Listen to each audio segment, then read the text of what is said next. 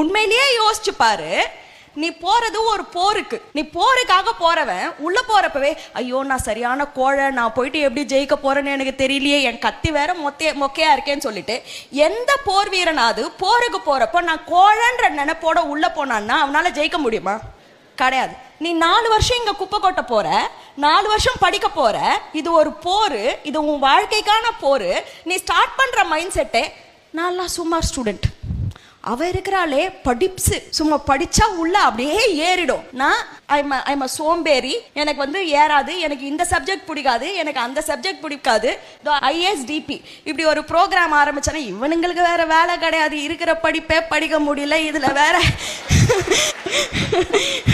கம்யூனிகேஷன்ன்றானுங்க, spoken இங்கிலீஷ்ன்றானுங்க, ஃப்ரீயா விடுங்கப்பா அப்படின்னு சொல்லிட்டு மைண்ட் செட்டோட நீ படிப்பை அப்ரோச் பண்ணியானா எப்படி உன்னால எந்த டேஷாவது கிழிக்க முடியும்னு நான் கேட்கறேன்.